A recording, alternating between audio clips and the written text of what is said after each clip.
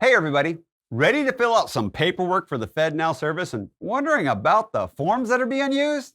Let's review the ones that you'll find actually in Operating Circular 8, back in the appendixes. We have two forms in Operating Circular 8, an Appendix A and Appendix B. First, let's talk about Appendix A because it's first, and that is the FedNow Service Security Procedure Agreement. This form is used to collect general information about a potential participant. Things like their legal name, their contact information, and their business type or financial institution type. All FedNow participants must complete Appendix A, the FedNow Service Security Procedure Agreement. Again, this agreement, it outlines the security procedures and the requirements that all FedNow participants must adhere to in order to protect, well, the confidentiality, the integrity, and the availability of the FedNow service and, well, participants' data. Very important.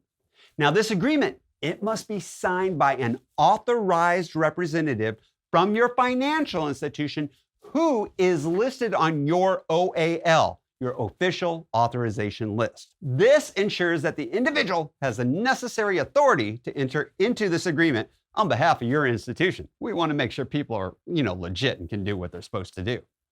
Now, the agreement, it can be executed either by, well, traditional ink signatures, the wet signatures, or you can do it electronically, provided, of course, that it adheres to the electronic signature requirements by the Federal Reserve banks. This is something new that they've done for the FedNow Service.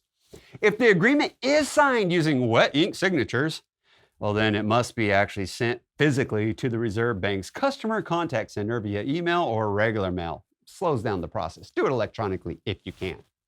Now, ensuring the security of the FedNow Service, well, that's where we have the FedNow Service Security Procedure Agreement because it plays a crucial role in ensuring the security of the FedNow Service. By adhering to the agreement, as a participant, you are helping to protect the FedNow Service, well, hopefully from, any cyber attacks because you're putting in place what you're supposed to be able to do in any other threats too. This agreement, like I've said, is an important part of the FedNow Service's overall security framework. So that's why you're doing it, that's why you're completing it, and that's why all participants have to do it. Please do ensure that an authorized representative from your financial institution completes and submits the FedNow Service Security Procedure Agreement. And, let's do it promptly so that we can move on to our second agreement. Now, our second agreement, which you can find in Appendix B, is the Service Provider Agreement for the FedNow Service.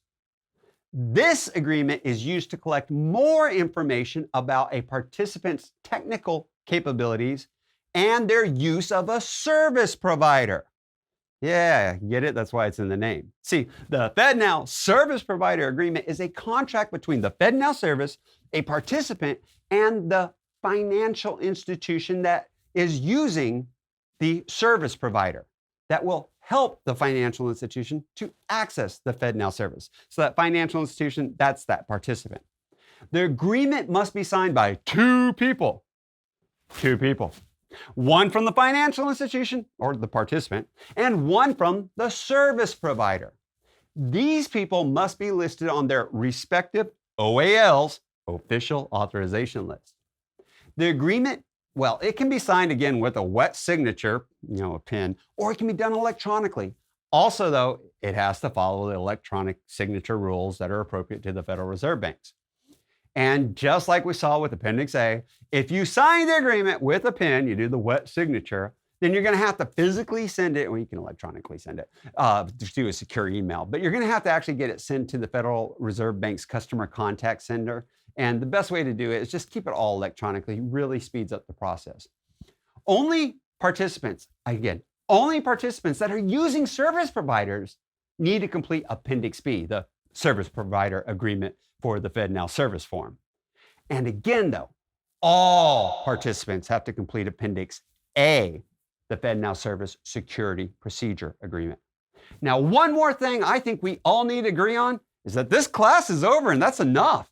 Class dismissed.